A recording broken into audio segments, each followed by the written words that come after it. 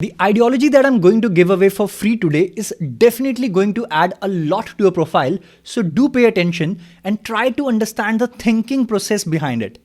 So ultimately, you have more chances of success in future. Until this moment, I have helped so many individuals get admissions and even full-time jobs in Germany and in Europe in general. And after watching this video, you'll get a clear understanding of how to craft your portfolio in order to have more chances of acceptance. I would break down this video into 3 parts.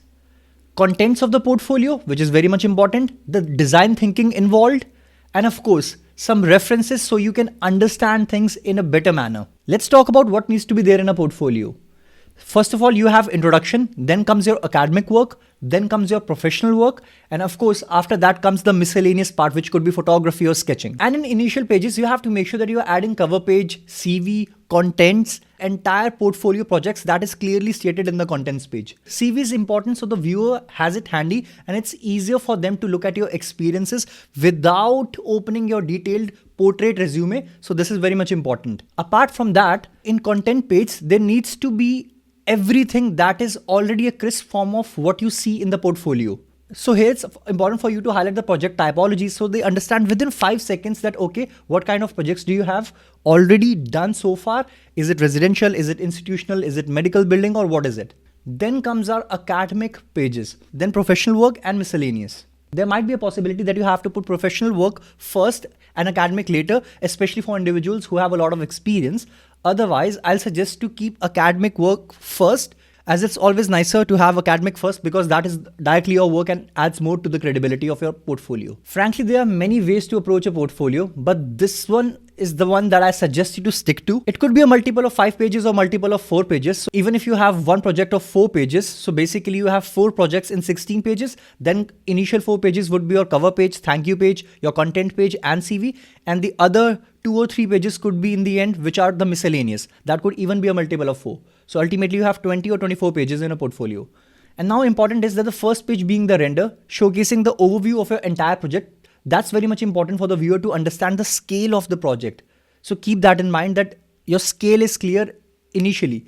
Then comes our second page, which highlights your design thinking and showcases your way of explaining the project to someone. This has to be totally done via graphics and architectural diagrams. So ultimately, the viewer gets a hold of what exactly did you do in this specific project? How did your design evolve from sketches?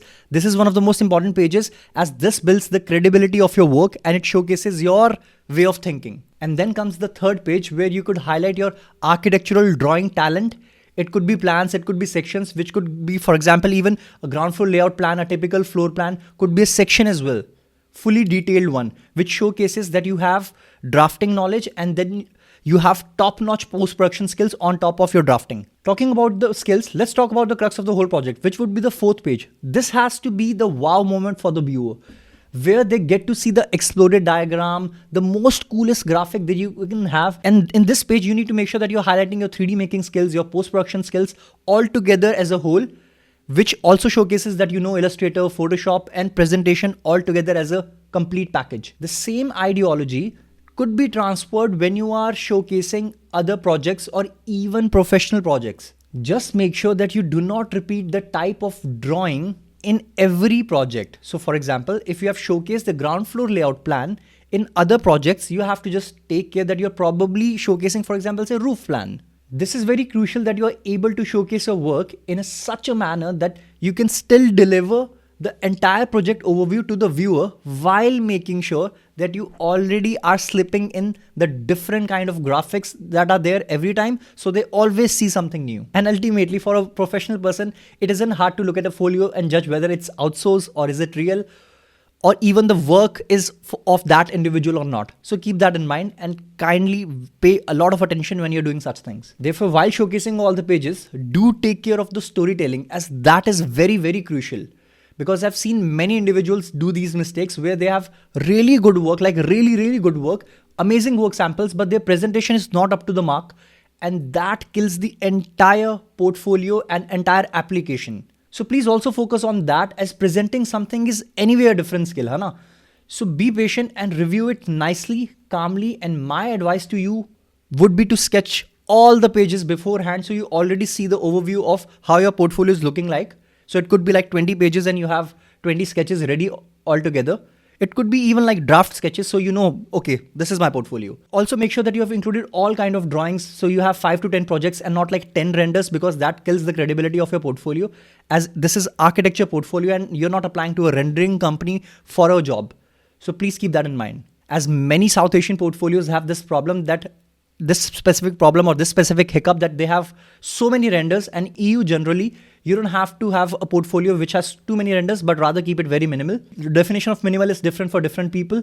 So it's probably more minimal than what you are already thinking or assuming it to be. I personally see over 50 applications per intake. I could definitely already tell you the chances of success or the things that you should be taking care of while fabricating your portfolio. So feel free to get in touch with us via one-to-one sessions. This would ease up your journey, and also we have resume templates, and they're already crafted in a manner which would suit you amazingly well for admissions, for part-time jobs, or even for full-time jobs. And we also have even Photoshop files and InDesign file templates available also in German language, all these together in one digital product. So you just fill in your details in 5 minutes and rest everything is organized really nice. Do give it a look. It would absolutely upskill your entire application level. Speaking of elevating your application level, reminds me that I also have to showcase you some work samples that would help you, that would definitely help you to understand the level of work that you must have in order to be pretty sorted for your architecture journey in EU. Allow me to share my screen and let's get started. Well, let's start with the first page. Not the entire render is supposed to look like this. It could be as simple as this as well. Because when you see this image, it's not exactly sure that what kind of work specifically that you have done. Whereas this kind of graphic builds more credibility that you do know how to make a 3D and you also have some Illustrator and Photoshop skills. So slightly stick in this direction. This would definitely help a lot. And well, this is something that you can also do for the exterior, and at the same time, you can do such things for interior as well.